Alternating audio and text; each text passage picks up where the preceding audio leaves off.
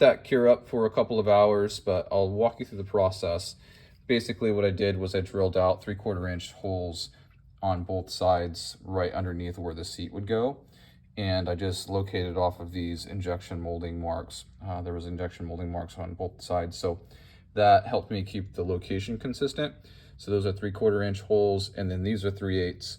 And I did the spacing just 1 inch apart on each of those. So just in a standard drill press, 3/8 inch drill, 3/4 on this one, 3/8 here, and then drilled those out.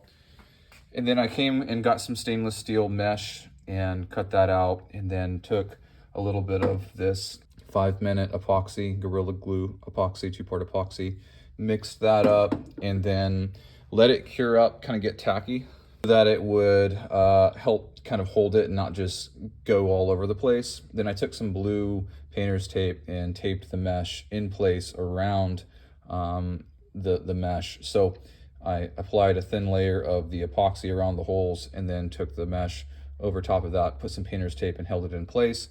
And then what I did was I took some WD-40 and coated the end of a brass rod with a Q-tip, and then I was able to go and then just kind of press the stainless steel mesh down in places where it looked like it was raised up a little bit.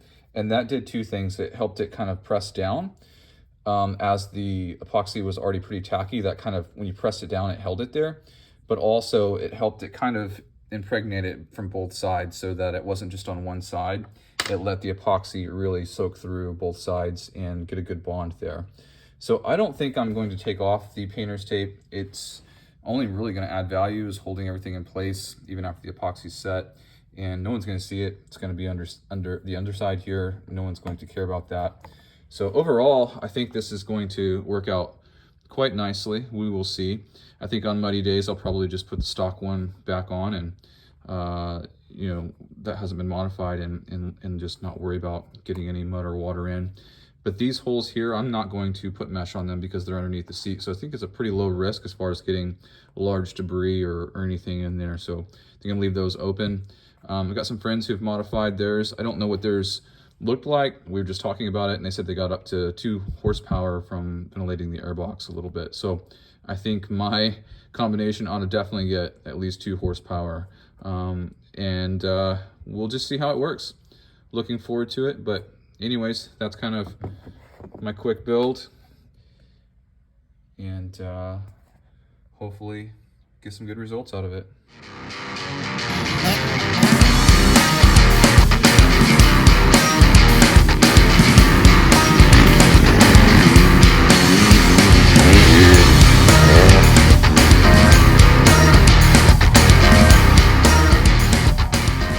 So it seemed to work really well. I don't see anything as far as, you know, the screen coming off or blowing out, and these larger holes, I mean, the seat was covering it enough that there wasn't really any issue with large debris coming through, and there's plenty of roost out there, so I feel pretty good about this. And the air filter, I mean, it still looks pretty good. It wasn't terrible out there, but I don't see a lot of huge chunks or anything in there, which is good. So overall, a couple of thoughts just on performance. I don't have a dyno, and I haven't, you know, made arrangements or plans to go dyno to see what horsepower increases I've got, but I would say I could feel a little difference on just the ability to pull a taller gear. And you know, 2 horsepower is really pretty hard to tell a huge difference anyways, even if you got the full 2 horsepower out of it. But I would say that I could tell a small difference in that it did pull a higher gear without lulling or, you know, bogging down. And so that would be probably my comment on noticeability of any performance gains out of this. So anyways, I think it's definitely worth doing. These things are sealed off. The old versions, right, used to have the air would be coming in the intake here on the side, and that's not the case on the 23s. The 23s are sealed off now, and so you just got to rely on what air basically leaks through around, which, I mean, I'm sure they did the calculations and there's some airflow there, but you definitely get much more airflow on that. So I'll share some numbers on that here in just a second. But as far as performance goes, I could definitely feel a small difference in the bike's ability to pull a taller gear out of the corners without any clutch, and it just would pull it a little bit better. So that's what I noticed. I'll talk about some surface area stuff here in just a second.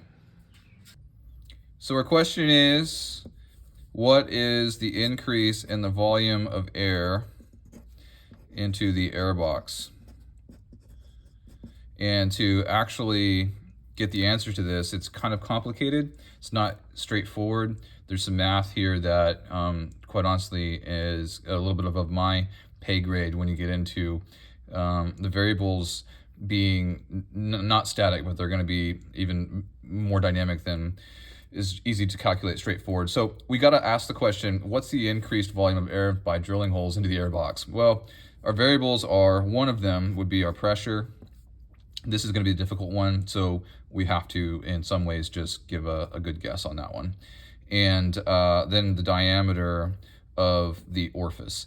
So we drilled a number of holes into the airbox cover, and so we'll note those diameters. The smaller holes are 0.375, and there are 6 of those. And so then we're going to calculate what the individual orifice or the individual hole size, what the volume would be for the flow, the cubic feet per minute for just one of those, and then multiply it times 6. The larger hole is the 3/4 inch, so 0.75, and there are 3 of those. And then we will figure out basically what the sum of those would be for our total increased volume of air into the airbox. The pressure is one of the difficult variables to calculate, and I don't have a good way to measure this because it really is variable dependent upon the velocity of the bike, right? So how fast you're going is going to dictate how much airflow is being forced into the airbox. So I'm going to just go with a even nice middle number. The charts that I can look up basically have pressure 2, 5, 10, 15, or 20. And so we're going to just go with a nice middle number there and just say 10 PSI. If you think of 10 PSI, it's barely less than your tire pressure of your motorcycle. So I think you'll get more than that, but I think it's a safe number. And so we'll just say that it's basically 10 PSI for our pressure as far as the force in, introducing air into these orifices.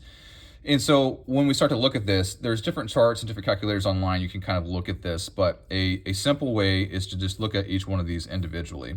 So a 0.375 hole at 10 PSI is basically going to give you 35. So we're going to go 35, and that number is basically your cubic feet per minute, and so that's your CFM, and this is 35 CFM. That's per 1, so we'll multiply that times 6. And then for the 750, if I look on an online chart that I could find, for the 3/4 inch hole at 10 PSI is 140. So what we need to do then is just do some simple math. So 35 times 6 equals 210. Those 6 holes is basically 210 cubic feet per minute of airflow. So we'll just write that number over here. So 210. And then for 140 times 3, so 140 times 3 is 420 plus 210 is 630. So that's a rough estimate on what we're dealing with there at 10 PSI. So with a 3/8 inch hole producing 35 cubic feet per minute, a 3/4 inch hole producing 140 cubic feet per minute, multiplying times the number of holes, and then adding those together, so we get 630. And that means that we would have 630 cubic feet of volume of air going into the airbox per minute.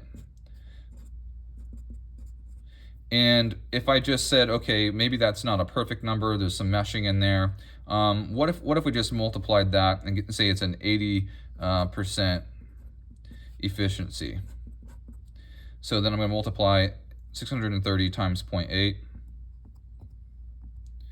So I know that I can have around at least 500 CFM of an increase by drilling those holes into the air box. Now, there's a million different variables as far as, like I said, how fast you're going, atmospheric pressure, temperature, all of that stuff goes into it. So this is just a really simple look at what we've got as far as the math goes, at looking at what is the volume of air that we're introducing into the air box by drilling these holes in here.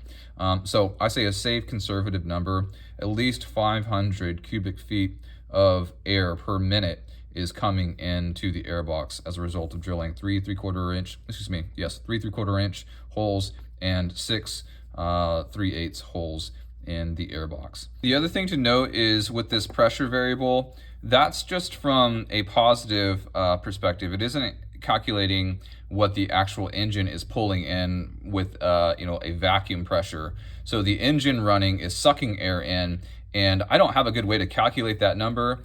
Maybe some HVAC guy's got a good instrument who could, measure that, but I don't have a way to really calculate or even find a number on what that vacuum is. So this, just keep in mind, is off of just the positive airflow, and that's why I'm going with a simple, I think conservative number of 10 PSI, because that's a pretty good, just conservative number that's going to give you a ballpark for the airflow without calculating in what I would think would be additional airflow that is achieved from the vacuum of the motorcycle engine pulling air into the airbox itself. So this, I think these numbers are very modest. You would have, I would say, at least this amount of airflow. That's with the bike basically not running, but going a certain mile an hour to get you about 10 PSI of forced air in.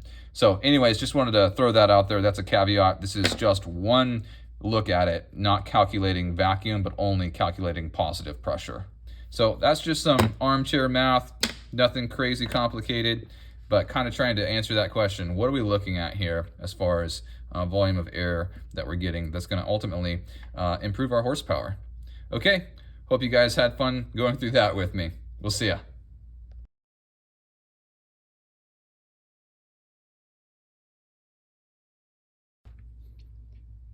I'm doing a cover for a 2021 YZ450 as well.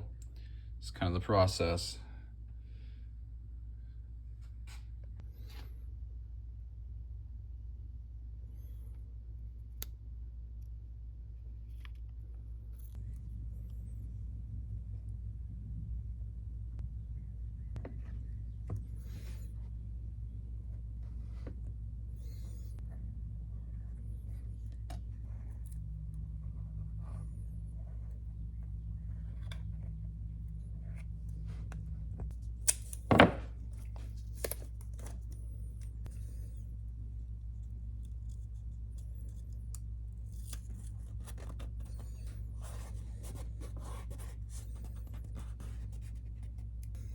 All right, that's it. I'll do it all the way around, and then I'll tap it in with a little piece of brass.